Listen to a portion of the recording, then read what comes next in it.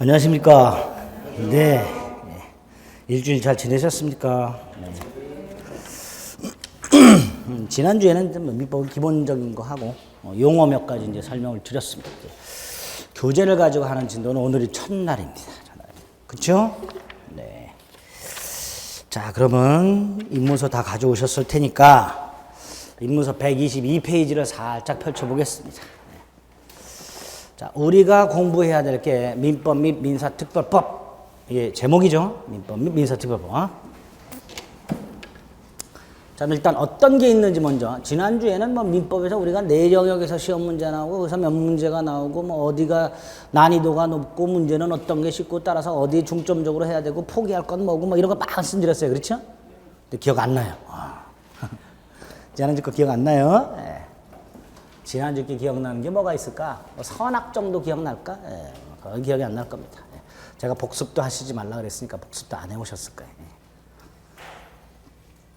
복습하세요 그래도 안 하시는데 그렇죠? 하지 마세요 그랬으니까 더더욱이 안 하셨겠죠. 예. 괜찮습니다. 11, 12월 따라. 자, 오늘은 이제 지난주에 했던 건 다 뭐 오리엔테이션과 관련된 거다라고 생각하시면 되고요. 오늘부터가 공부 내용이 되는데, 자, 먼저 우리가 공부해야 될 대상인 민법이 뭔지를 잠깐 생각을 해봅니다. 사람이 태어나서 살다가 죽을 때까지 혼자 살 수는 없습니다. 그렇죠? 사람은 사회적 동물이라고 아리스토텔레스인가 누가 그랬어요. 맞나? 맞죠? 누가 그랬어. 그러니까 사회적 동물이라는 건 누군가 일정한 관계를 맺고 살아간다 이런 뜻이에요. 그러다 보니까 그 관계가 파탄이 나는 경우가 생길 수가 있게 됩니다. 이거를 법에서는 분쟁이라고 합니다. 자, 이런 분쟁이 생겼을 때 그 분쟁을 해결하는 수단을 마련을 미리 해놔야 당사자 간의 관계에 다툼이 생겼을 때 그걸 공평하게 해결할 수가 있게 됩니다. 우리 아주 쉽게는요, 개끼리 싸우고 있어. 개싸움. 이거 뭘로 해결해요? 개끼리 싸우면 뭐하고 뭘로 해결해요? 에이, 뜨거운 물 부어버리면 되죠.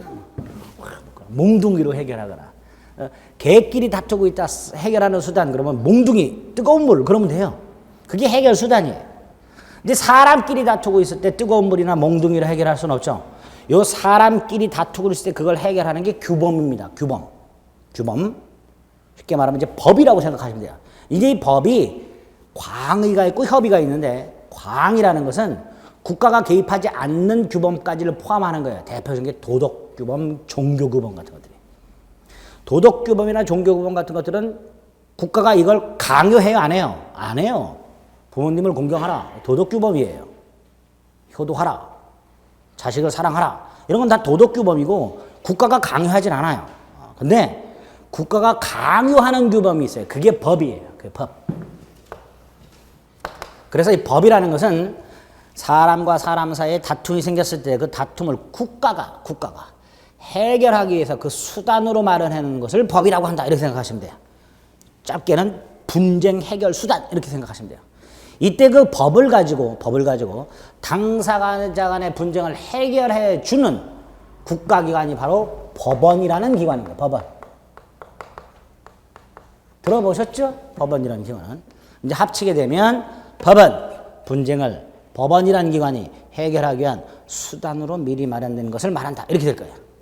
두 번째로 개인과 개인 간의 분쟁. 이 분쟁이 크게는 두 가지 모습이 있습니다. 이것보다 이전에 다투고 있는 두 사람을 먼저 생각을 해보면 이것도 두 개가 있어요. 평등한 사람끼리 다투고 있는 게 있고 불평등한 사람끼리 다투고 있는 게 있습니다. 평등한 사람끼리 다투는 거, 이게 민법인데, 불평등한 사람끼리 다투고 있는 거 뭐가 있을까요? 국가와 나, 지방자치단체와 나, 세금을 부과했어. 난 내기 싫어. 그럼 국가와 나 사이 다툼이 생기죠. 이때 국가와 나 평등, 불평등? 불평등합니다. 그렇죠? 평등하다고 생각하시는 분들은 없을 거예요. 직관적으로 벌써 불평등해요. 왜? 국가는 나에게 강제적으로 세금을 뜯어간단 말이죠. 그렇죠? 불평등. 이렇게 불평등한 당사자 간의 분쟁을 해결하기 위한 법들을 공법이라고 불러요. 그래서 여러분들이 2차 과목 부동산 공법을 보게 되면 대부분 한쪽 당사자가 누구예요? 국토교통부 장관, 시도지사, 시장군수, 구청장 뭐 이렇게 돼 있죠. 대부분 이 주체가 국가기관 또는 지방자치단체예요. 이게 공법 영역이에요. 세법도 마찬가지죠. 등기법도 마찬가지예요. 한쪽 당사자가 등기소, 즉 법원에 설치되어 있는 등기소라는 국가기관입니다. 이런 것들은 다 불평등 당사자 간을 규율하기 위해서 만들어진 것들이에요. 이런 걸 다 공법이라고 합니다. 반면에 평등한 당사자 간의 관계를 규율하는 것을 사법이라고 하게 되는데 당연히 민법은 사법 영역이 되겠죠. 그래서 가장 대표적인 사법이 민법이 되는 거예요. 그러면 아까 분쟁 해결 수단이라는 것과 합쳐갖고 이렇게 말할 수 있죠. 민법은 평등한 개인과 개인 간의 분쟁을 해결하기 위한 수단 이렇게 되겠죠. 이때 이 개인과 개인 간이 뭘 갖고 싸우는지 생각해봐요. 뭘 갖고 싸우는가? 두 가지를 생각해 볼 수 있습니다. 하나가 갑이일가 매매를 했어요. 매매하게 되면 물건 파는 사람을 매도인이라고 불러요. 사는 사람을 매수인이라고 불러요. 자, 매매 계약을 하게 되면 매도인한테는 권리가 생깁니다. 대금 청구권. 매수인한테도 권리가 생겨요. 재산권 이전 청구권. 이때 갑의 대금 청구권에서 바라본 을의 의무, 대금 지급 의무죠. 을이 만약에 제때 대금을 지급을 해. 그리고 갑이 제때 재산을 넘겨줘. 다툼이 생겨요, 안 생겨요? 안 생겨요. 그럼 다툼은 언제 생겨? 얘가 대금을 제때 주지 않을 때. 갑이 제때 재산권을 넘겨주지 않을 때. 다시 말해서 을이 대금 지급 의무를 이행하지 않아서 갑의 대금 지급 청구권이라는 권리가 침해.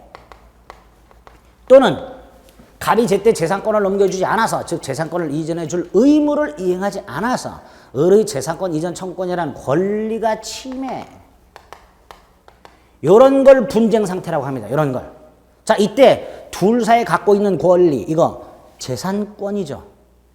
돈. 예컨대 토지 매매했다면 을이 갖고 있는 돈 재산이에요. 갑이 갖고 있는 토지 재산입니다. 그럼 결국 갑과 을 사이는 재산을 둘러싼 분쟁을 하고 있는 거예요. 그렇죠? 재산을 둘러싼 분쟁. 여기 하나 크게 있고요.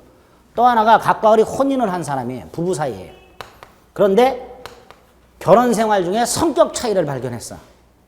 꼭 참고 애들 생각해서 살 수도 있지만 헤어질 수도 있죠. 헤어진다는 거 뭐야? 둘 사이의 부부관계에 다툼이 생긴 거예요. 그렇죠? 이때 둘 사람은 재산 갖고 싸워요? 성격 갖고 싸워요? 성격 갖고 싸우는 건 재산이 아닌 거예요. 그리고 이 둘 사이는 왜 이런 다툼이 생겼어요? 혼인이란 걸 통해서 가족관계가 형성됐기 때문에.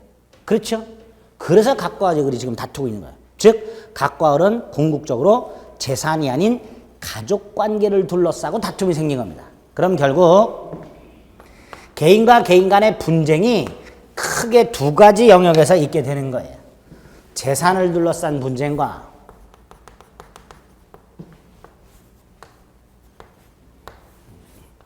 재산을 둘러싼 분쟁과 가족관계를 둘러싼 분쟁. 재산을 둘러싼 분쟁과 가족관계를 둘러싼 분쟁. 두 번째로 이 재산이 민법에 크게 두 개가 있어요. 채권이라는 물권이라는 재산과 채권이라는 재산이 있습니다. 가족관계도 크게 둘로 이루어져요.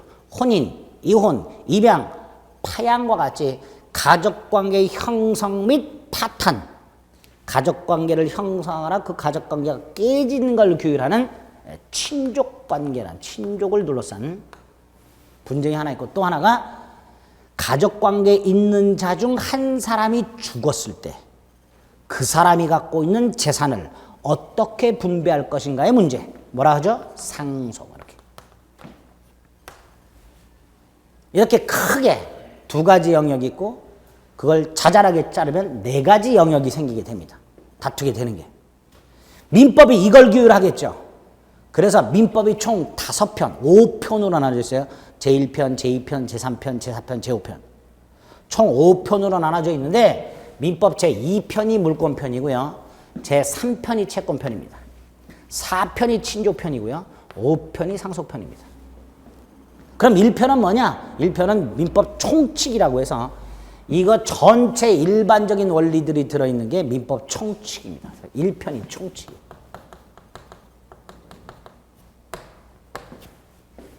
그래서 민법은 이렇게 평등한 개인과 개인 간의 재산 또는 가족관계를 둘러싼 다툼을 해결하기 위한 수단을 말하는데 재산관계가 두 개, 가족관계가 두 개인데 다행히 요건 우리 시험 범위가 아니고 요것만 그 중에 일부만 우리 시험 범위가 됩니다. 일단 친족이라든가 상속관계 같은 것들은 전혀 신경 안 써도 됩니다. 너무나 다행스러워요. 이거 들어가면 머리 터집니다. 이거는 단순히 돈만 갖고 싸우죠. 이거는 가족관계 플러스 돈.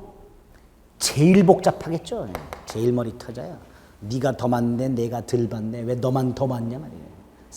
다행히 쏙 빠지고 요것만 우리 시험 범위가 됩니다. 일단 요렇게 머릿속에 딱 넣으시고요. 큰 틀입니다. 두 번째로 그럼 구체적으로 재산, 즉 물권이나 채권 관계에서 뭘 갖고 싸우는 거냐? 좀 전에 봤던 권리 의무 갖고 싸우는 거예요. 그렇죠? 이 권리 의무 관계에 다툼이 생기면 뭘 갖고 해결한다 그랬어요? 국가가 만들어 놓은 법. 요 법으로 해결하는 관계, 즉 권리 의무 관계, 이걸 법률 관계라고 합니다. 무슨 관계? 법률 관계. 조금 풀었으면 뭐라고 하면 돼요? 권리 의무 관계. 그러니까 민법은 이렇게 개인과 개인의 재산 또는 가족 관계를 둘러싼 법률 관계에 관한 법이다. 이렇게도 말을 할 수 있는 거예요. 이때 법률 관계는 권리 의무 관계를 말한다. 이렇게 얘기하게 됩니다. 그런 내용들이 일단 122페이지에 쭉 나와 있습니다. 읽을 필요도 없고요.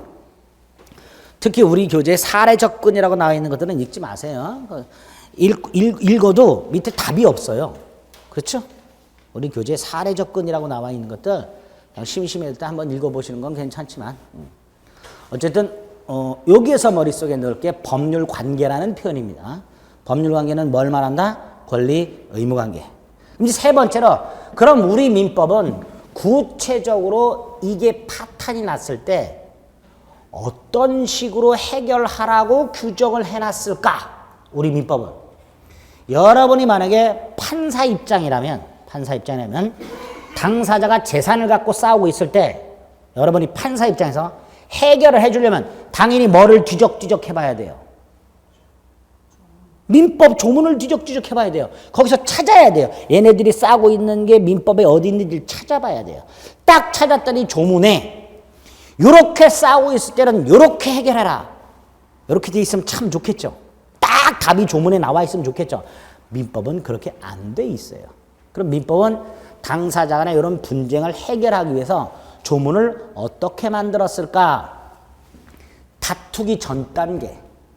즉 당사자 간의 이 법률 관계가 권리 의무 관계가 어떠한 원인에 의해서 발생하며 그 발생 원인 법률 관계가 발생하는 원인 그리고 이 원인에 따른 결과 이게 무엇인지를 규정해 놨습니다. 그대로 이걸 끌고 오면 돼요. 아까 매수인이 정해진 날짜에 돈을 안 줘. 그럼 다툼이 생기죠. 뭐에 관한 다툼? 권리 의무. 매도인의 대금 청구권, 매수인의 대금 지급 의무. 이거 갖고 다툼이 생기죠. 이때 민법은 매매계약을 둘러싸고 매도인과 매수인 사이에 다툼이 생기면 이렇게 해결해라 라고 규정되어 있지 않고 다투기 전 단계 둘 사이에 뭘 갖고 다투고 있나 봤더니 둘 사이에 매매를 원인으로 하여 권리 의무가 생겼더라. 이 권리 의무가 구체적으로 뭐냐까지만을 규정을 해놨습니다. 민법은 뭐냐까지만을. 보통은 이럴 때 외우셔야 될 법률 용어 하나 나옵니다. 요 원인.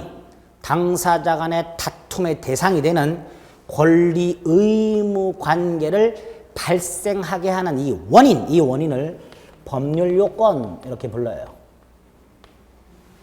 법률 요건 그리고 그에 따른 결과 이걸 법률 효과 이렇게 불러요.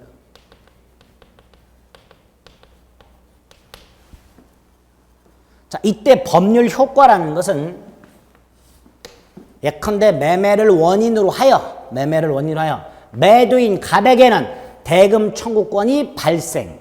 그렇죠? 매수인 을에게는 재산권 이전 청구권이 발생. 즉 법률 효과는 누군가에게 권리가 발생, 의무가 생략되어 있는 거예요. 누군가에게 권리, 의무가 발생하여 그 사람이 그 권리를 취득하고. 자, 매매계약을 통해서, 자, 1억 매매계약을 했어요. 만약에 갑이 갖고 있는 토지를 1억에 사고 팔기로 매매를 했습니다.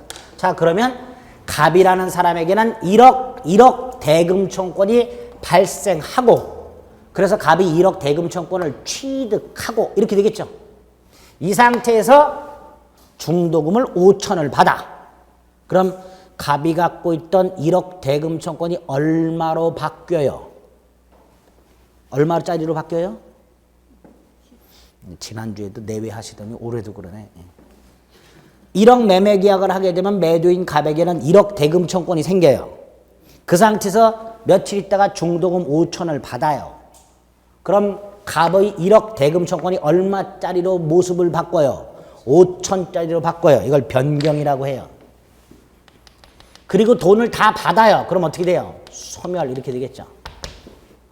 즉 법률 효과라는 것은 누군가에게 권리가 발생하고 변경되고 소멸되는 이런 과정을 말하게 되고 요거를 변동 이렇게 불러요. 요런 구조로 되어 있습니다. 민법은. 여기 한 세트가. 두 번째로 법률 요건 매매를 보세요. 매매. 자, 갑과 을 사이에 매매 계약을 했어요. 근데 이 매매 계약이 갑과 을이 눈빛만 스쳐서 매매 계약이 체결될 리는 없습니다. 매도인 갑과 매수인 을이 만나서 교섭을 하다가 마음에 들면 갑이나 을 둘 중에 한 사람이 먼저 계약을 청약이라고 하겠죠. 그리고 상대방이 이에 대해서 승낙. 어느 한쪽 당사자의 청약과 상대방 당사자의 승낙이라는 게 모여서 요게 플러스 합쳐져서 뭐를 구성하겠어요? 매매 계약을 구성합니다. 그러면 매매 계약을 구성하는 구성 요소, 매매 계약을 구성하는 구성 요소 이렇게 말할 수 있어요. 어느 한쪽의 청약과 상대방의 승낙 이렇게 말할 수 있죠. 이렇게 법률 요건이란 것을 구성하고 있는 이 구성 요소들, 요거를 법률 사실이라고 불러요. 자, 제가 좀 전에 민법이 어떻게 규정이 되어 있을까라고 여러분에게 질문을 드렸습니다. 그랬죠? 그럼 여러분 이렇게 말씀드린대요. 민법은 요런 구조로 되어 있다. 법률 사실이 모여서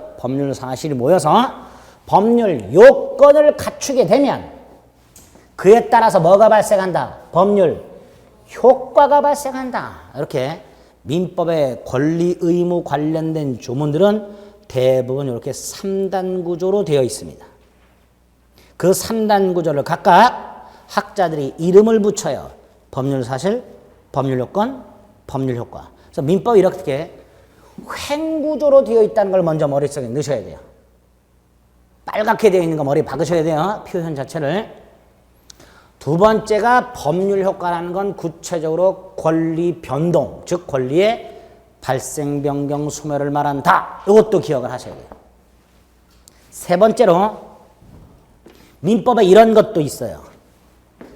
갑소유 토지를, 갑이 토지를 갖고 있는데 을이라는 자가 이거를 점유를 해요.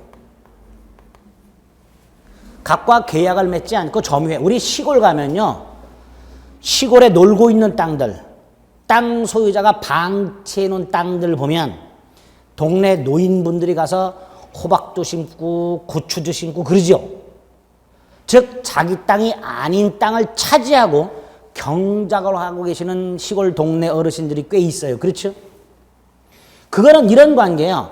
갑이 갖고 있는 땅을 을이라는 자가 어떻게 보면 무단으로 점유하고 있는 거예요. 그렇죠? 그렇죠? 근데 어쨌든 갑소유 땅이 있고 을이 그걸 점유하고 있어. 점유하고 있는데 이 상태에서 20년이 지나요. 20년이 지나면 우리 민법 245조, 우리 민법 제 245조 일항에서는 을이 갑에 대해서 소유권을 내놔라, 땅 소유권을 내놔라 라고 이전 등기를 청구할 수 있는 권리가 생기도록 규정을 해놨습니다. 우리 민법은. 쉽게 생각하세요. 갑소유 땅을 을이 20년간 점유하고 있으면 그 땅을 꽁으로 먹을 수 있는 권리가 우리 민법에 규정이 되어 있습니다. 이걸 취득시효라고 합니다. 뭐라고 한다고요? 취득시효. 자, 여러분들이 1년 내에 머릿속으로 명심해야 될 게 하나 또 나옵니다. 여기서 딱 끝이 나야 돼요. 이렇게까지 설명을 드리면 쉬는 시간이나 수업 중간에 손을 드시고, 다행히 여긴 없는데, 그럼 갑은 어떻게 되나요? 이런 거 물어보시는 분들이 계세요. 갑은 억울해서 어떻게 사나요? 뭐 저런 법이 다 있나요?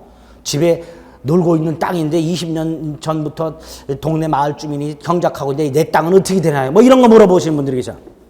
저한테 묻지 마시고 변호사를 찾아가세요. 자, 우리 생각은 앞으로 민법 공부하다 보면 그럼 저 사람은 어떻게 되지? 이런 의문이 생기는 경우가 있어요.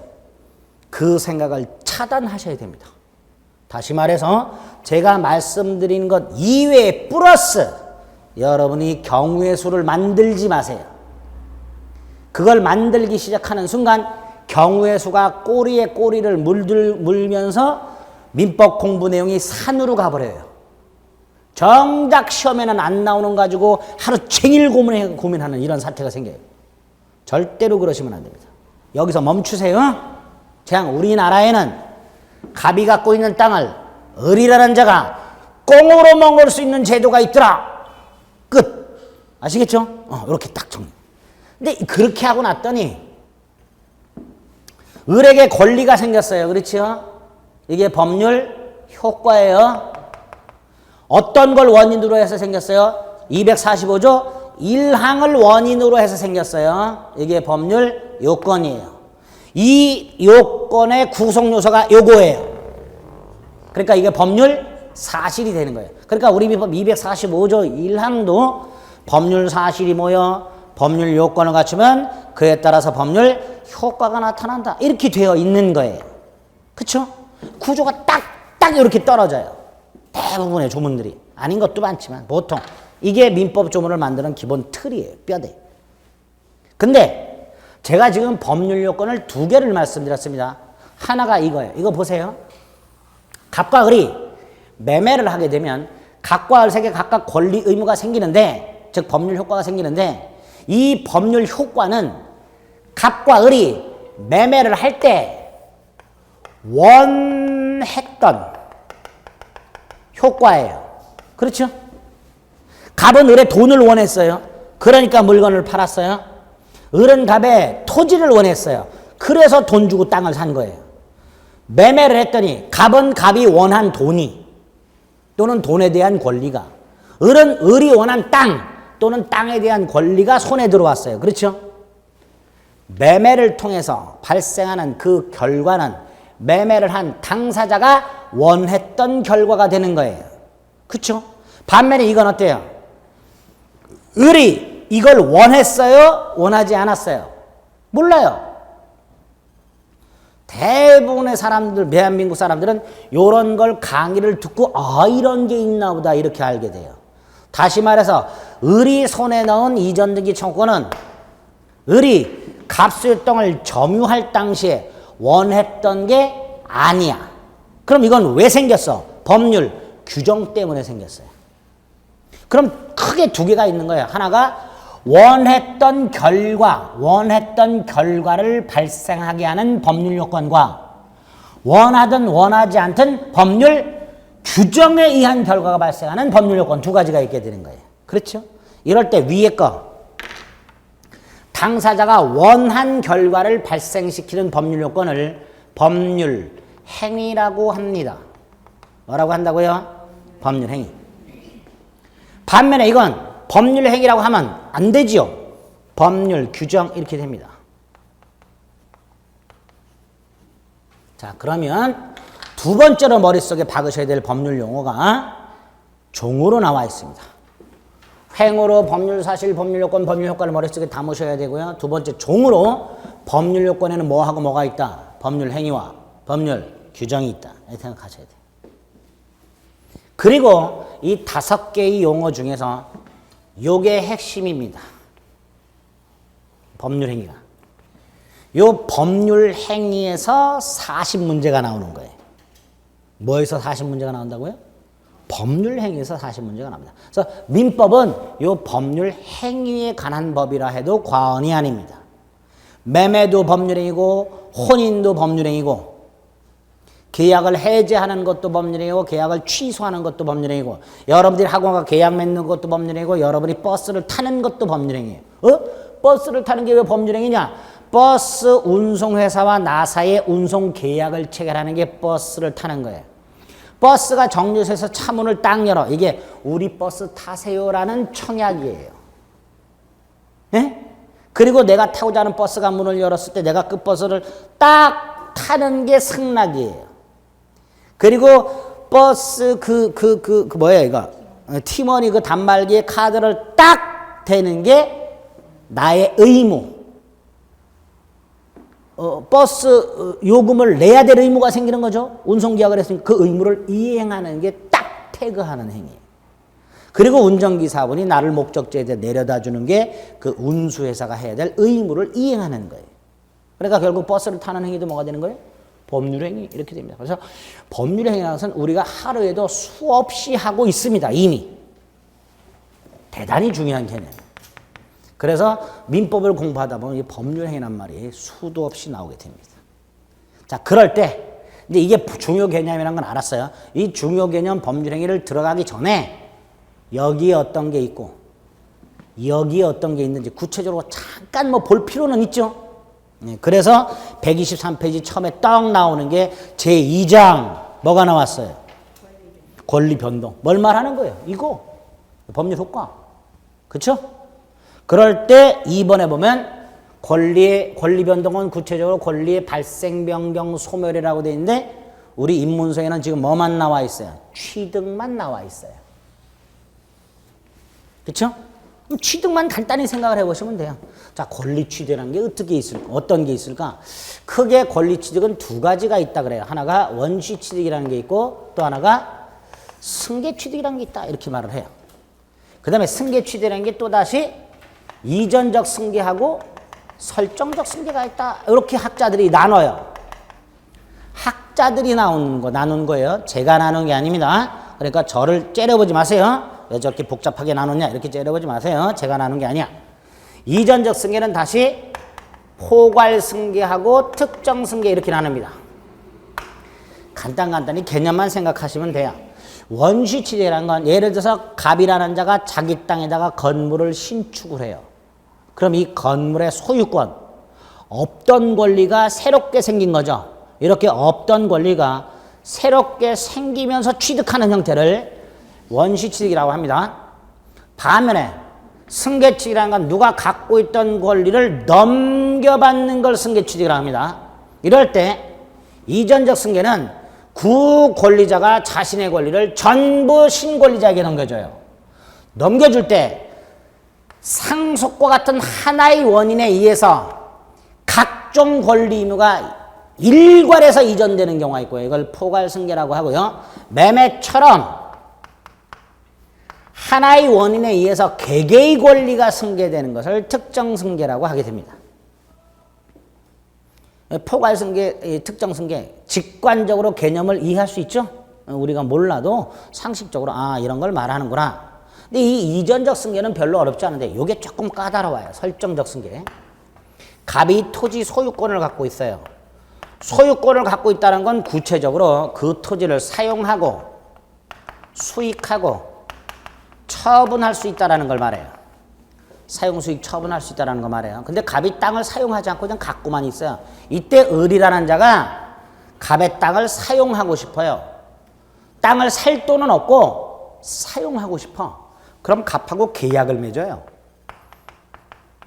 계약을 맺고 을이 이 땅의 권리를 취득할 수 있게 됩니다. 그 권리가 뭐냐면 지상권이에요. 우리나라는 토지와 건물을 별개의 부동산으로 취급합니다. 따라서 소유자가 각각 있고 그 소유자가 같을 수도 있고 다를 수도 있어요. 그럼 다른 경우를 생각해 볼까요? 갑소유 땅에 을이 건물을 소유하고 있다. 그럴 수 있죠? 이럴 때 을이 땅에 대해서 권리가 있어야 건물을 철거당하지 않습니다. 그러한 수단으로 마련된 권리가 지상권이에요. 그럼 을은 지상권을 누구로부터 승계받았어요? 갑으로부터. 근데 갑은 지상권을 갖고 있었던 게 아니라 뭘 갖고 있었어요? 소유권. 그럼 이 지상권은 갑이 갖고 있던 소유권 중에서 전부를 승계받는 게 아니라 요 일부만을 승계받아요. 다시 말해서 지상권자 을이 이 땅을 팔아먹을 수 있어요? 없어요? 없어요. 처분권은 없어요. 그러니까 을은 갑의 소유권에서 사용 소유권만 승계를 받아요. 즉 권리의 일부만을 승계를 받아요. 그랬다가 기간이 끝나면 되돌려주지요. 이렇게 타인이 이미 갖고 있던 권리의 일부를 승계받았다가 나중에 반환하는 취득을 설정적 승계라고 합니다. 그렇게 어렵지 않죠? 이해만 하면 돼요. 설정적 승계. 어쨌든 취득에 이런 모습이 있다 정도는 기억을 좀 하셔야 돼요. 되셨죠? 효과는 요거예요. 한 장을 싹 넘기면 제가 지금 말씀드린 그 틀이 나와 있어요. 권리 변동의 원인 해갖고 행으로 3단 구조가 나와 있습니다. 법률 사실이 모여 법률 요건을 갖추게 되면 그에 따라서 뭐가? 법률 효과가 발생한다 라고 돼 있죠. 그렇죠? 그리고 법률 요건에 두 개가 딱 들어있어요. 1번 법률행위, 2번 법률구조. 됐죠? 그리고 제일 중요한 개념이 뭐라 그랬어요? 법률행위. 그래서 오른쪽을 딱 보게 되면 제3장 뭐라고 돼 있어요? 법률행위. 그렇죠? 이렇게 가는 거예요. 그래서 민법이란 게 어떤 법이고 그러기 위해서는 이런 구조로 되어 있고 그리고 그 중에 가운데 있는 법률권에는 이런 게 있고 그 중에 핵심 개념이 법률행위다. 그래서 법률행위라는 게 제3장에 딱 나와 있게 됩니다.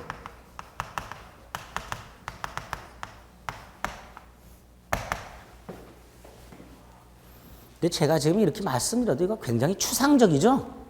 제가 매매를 예를 아무리 들어도 취득시효를 예를 들어도 추상적이에요. 아직까지는. 그러려니 하고 들으시는 거예요. 아직 스트레스 받을 정도는 아니죠. 에? 다른 데는 벌써부터 스트레스 받으시더라고. 어려워요. 막 그러시면서. 아직 스트레스 받을 정도는 아닙니다. 자, 법률행위. 자, 이게 왜 중요하냐면 민법의 대원칙이 하나 있어요. 사적자치라고. 사적자치란 자신의 법률관계를 누구의 간섭도 받지 않고 스스로의 판단에 의해서 결정할 수 있다라는 원칙을 사적자치라고 합니다. 조금 구체적으로 말하면 내가 먹고 싶을 때 먹고 자고 싶을 때 자고 사고 싶을 때 사고 이게 사적자치예요. 내 스스로 판단한다는 원칙을 사적자치라고 합니다.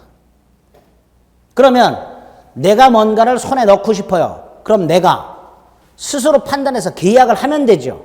계약이 뭐예요? 법률, 행위. 그러니까 이 법률행위는 민법의 대원칙인 사적자치를 실현하는 수단 이렇게 되는 거예요. 너는 너의 법률관계를 스스로 결정할 수 있어. 그럼 그 말을 들은 사람은 뭘 갖고 그걸 결정하나요? 어떻게 해야 되나요? 그럼 뭐라고 대답을 한 거예요? 법률 행위를 통해서 하면 돼. 이렇게 말을 하는 거예요. 에? 누가 여러분한테 당신의 법률관계나 계약관계는 스스로 결정할 수 있습니다. 라고 물어보면 그걸 들은 사람은 뭘 갖고 그렇게 할 수 있나요? 그러면 법률 행위라는 수단을 가지고 그렇게 할 수 있습니다. 라고 말을 하게 되는 거예요. 그래서 이 법률 행위는 사적 자치를 실현하는 수단이 된다. 이렇게 됩니다. 이 법률 행위 속에 크게 5덩어리가 들어 있습니다. 법률 행위의 뜻, 법률 행위의 특징, 법률 행위의 종류, 법률 행위의 요건, 법률 행위의 해석. 법률 행위가 무언지를 샅샅이 살펴보자 이런 뜻이에요. 그리고 여기에서 9문제가 나옵니다. 법률행위 요건에서 뭐가 나오면 몇 문제가 나온다고요? 9문제. 9문제. 민법 총칙은 법률 행위에 관한 내용이고요. 그 법률 행위 중에서도 요건에 관한 내용이 대부분입니다. 민법 총칙은. 어쨌든 이렇게 되어 있는데 요거 하기 전에 몇 가지. 법률행위의 뜻이 뭘까? 아까 법률행위는 법률 사실이었어요? 법률 요건이었어요? 법률 효과였어요? 법률 요건이죠. 그러니까 누가 혹시라도 법률행위가 뭐예요? 라고 물어보면 법률 요건이다. 이렇게 대답을 하셔야 돼요. 시험 문제 나온 적 있어요? 이걸 법률 사실이다. 그러면 틀려요. 저기 머릿속에 박혀 있어야 돼요. 법률 요건이다 라고 해야 돼요. 두 번째로 아까 법률행위는 당사자가 원한 대로 효과가 생긴다 그랬어요. 예를 들어서 여러분이 공인중개사 자격증을 따고 싶어요. 그럼 공부를 해야 되죠. 방법이 여러 개가 있지만 학원을 다니고 싶어요. 학원을 다니고 싶다라는 건 학원에서 강의를 들을 수 있는 권리를 취득하겠다라는 걸 원하는 거예요. 그렇죠? 강의를 들을 수 있는 거, 그걸 원하고 있는 거예요. 그 권리를. 그래서 학원에 와서 상담을 하고 학원과 계약을 하면 여러분이 원했던 강의를 들을 수 있는 권리를 취득하게 됩니다. 그렇죠? 그러니까 여러분이 원했던 학원에서 강의를 취득할 수 있는, 들을 수 있는 권리를 손에 넣으려면 먼저 그걸 원해야 돼요. 원해야 돼. 원하는 것이 있어야 돼요. 이 원하는 것을 의사라고 합니다. 의사. 그리고 이 원하는 것을 학원에 와서 말을 해요. 저 공인중개사 강의를 듣기를 원합니다. 강의를 들을 수 있을까요? 라고 자신이 원하는 걸 외부에 나타내지요. 이 외부에 나타내는 게 있어야 돼요. 이걸 표시라고 해요. 즉 법률 행위를 하려면, 그래서 그 법률 행위를 통해서 원하는 걸 손에 넣으려면 의사 표시라는 걸 해야 돼요. 결국 법률 행위 속에는 반드시 뭐가 들어있어요? 의사 표시가 들어있어요. 그래서 앞으로 돌아가면 아까 법률 행위라는 법률 요건의 구성 요소, 특히 매매 계약, 계약의 구성 요소가 청약과 승낙이라고 했죠. 이 뒤에 붙여버려요. 청약의 의사표시, 승낙의 의사표시 이렇게. 그러니까 법률행위 속에는 반드시 뭐가 들어있다? 의사표시가 들어있다. 그럼 이렇게 말을 하면 돼요. 법률행위는 의사표시를 필수 불가결의 요소로 하는 법률 요건이다. 이렇게 말을 하게 되는 거예요. 그게 법률행위 법적인 뜻이 되는 거예요. 어렵죠? 어려워요. 근데 그걸 여러분들이 뭐 외울 필요는 없고 첫째, 법률행위 속에는 반드시 뭐가 들어있다? 의사 표시가 들어있다. 두 번째, 법률행위는 민법의 3단 구조인 법률 사실, 법률 요건, 법률 효과 중에서 어디에 해당된다? 법률 요건에 해당된다. 이것만 딱 법률의 개념에서 기억하시면 돼요. 그리고 그 특징도 간단해요. 아까 법률행위는 행위자가 원한 대로 효과가 생긴다 그랬죠? 그렇죠? 그걸 의사 표시와 연결시키면 이렇게 말할 수 있어요. 의사 표시한 대로. 이게 법률행위 특징이에요. 법률행위는 의사 표시한 대로 효과가 발생하는 특징이 있다. 이렇게 될 거예요. 법률행위 속에는 반드시 뭐가 들어있고 의사 표시가 들어있고 그 의사 표시한 대로 효과가 발생한다. 이런 특징을 갖고 있다라고 말을 하시면 됩니다.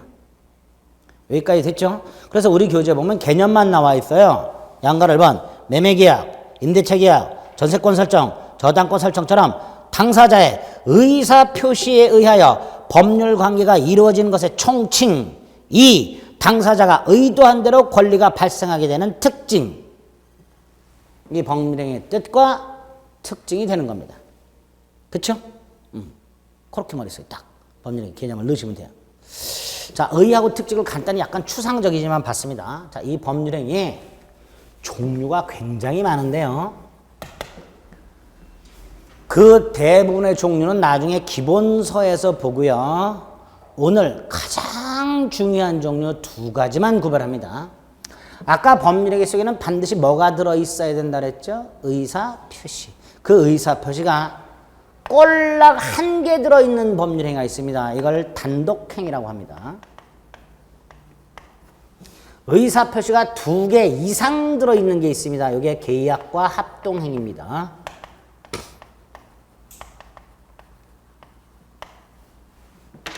자, 이때 요 놈과 요 놈만 구별하시면 돼요. 단독행위하고 계약만 구별하시면 됩니다. 갑과 을이 사귀고 있어요. 사귄 지 한 3년 됐어요. 지겨워졌어요. 처음엔 결혼을 약속했지만 점점 심드렁해졌고 결혼은커녕 헤어지고 싶어요. 갑이. 자, 헤어지는 방법을 생각합니다. 일방적으로 헤어지는 방법과 합의로 헤어지는 방법 2가지를 생각해 볼 수 있죠. 예? 일방적으로 헤어진다는 건 뭐예요? 갑이 을에게 우리 헤어지자! 라고 말을 해요. 을의 동의나 승낙을 받아 안 받아? 안 받아. 이런 경우 하나 있고요. 근데 요렇게 일방적으로 헤어지자! 그랬다가는 잘못하면 을한테 맞아 죽을 수도 있죠. 그렇죠? 그럼 2번째 방법을 생각하는 거예요. 뭐라고? 우리 헤어질까? 그럴 때 을이 그렇자! 그럼 합의로 헤어지는 거죠. 2가지 경우가 있을 수 있어요. 이럴 때 일방적으로 상대방의 동의나 승낙을 받을 필요 없이 일방적으로 하는 것을 단독행위라고 합니다. 합의로 하는 걸 뭐라 그래요? 계약. 그래서 단독행위는 일방적이고 계약은 합의하는 거다 이렇게 생각하시면 돼요. 자, 이때 이놈과 이놈 상대방에 미치는 데미지 상대방에게 입히는 데미지 어떤 게 커요? 이게 크죠? 이게 커요. 이게 커요. 단독행위가. 그래서 우리 민법은 이거 함부로 못해요. 우리 민법은 법에서 정해져 있을 때만 단독행위를 할 수 있는 것을 원칙으로 합니다. 이럴 때만 할 수 있다 이런 식으로 규정을 해놨어요. 이걸 단독행위 법정주의 이렇게 불러요. 단독행위 법정주의. 반면에 계약은 상대방과 합의하는 거죠. 국가가 상대방하고 합의하는 걸 굳이 간섭할 필요가 없어요. 그래서 계약은 계약 자유의 원칙 이런 게 있어요. 요것 때문에 단독행위하고 계약은 구별을 좀 할 필요가 있습니다. 단독행위는 의사표시가 꼴랑 하나 있고 상대방과 합의나 동의를 할 필요가 없는 일방적 행위를 말하고 계약은 상대방과 합의를 해야 되는 행위를 말하고 그래서 단독행위는 함부로 할 수가 없고 법에서 정해져 있을 때만 하는 것을 원칙으로 한다. 이걸 단독행위 법정주의라고 한다. 반면에 계약을 체결하는 것은 당사자의 자유다. 국가가 개입하지 않는다. 원칙적으로 이걸 계약 자유의 원칙 이렇게 부릅니다. 그리고 우리 민법은 단독행위에 관한 규정과 계약에 관한 규정을 따로따로 만들어 놨어요. 단독행위에 관한 규정과 계약에 관한 규정을 따로따로 만들어 놨다. 따로따로. 그러니까 단독행위 규정을 계약에 함부로 적용하면 돼야 안 돼요? 안 되지요. 따로 만들어져 있으니까. 반대로 계약에 관한 규정을 단독행위 함부로 적용하면 돼야 안 돼요? 안 돼요. 그래서 머릿속으로 나중에 계약법 가서 말씀을 드릴 겁니다. 원칙적으로 단독행위 규정은 계약에 적용될 수 없고 계약에 관한 규정은 단독행위에 적용될 수 없다. 이게 원칙입니다. 성질이 완전히 다르기 때문에. 됐죠? 그래서 일단 법률행위 요건을 가기 전에 법률행위 뜻이 뭐고 어떤 특징이 있고 법률행위 종류 중에서 단독행위하고 계약만 좀 요런 차이가 있구나 라고 구별을 먼저 해 주실 필요가 있습니다. 됐죠? 이렇게 해놓고 이제 법률행위 요건을 들어가면 돼요. 자, 법률행위 요건은 제일 중요하고 제일 복잡하니까 이건 조금만 쉬었다가 보겠습니다.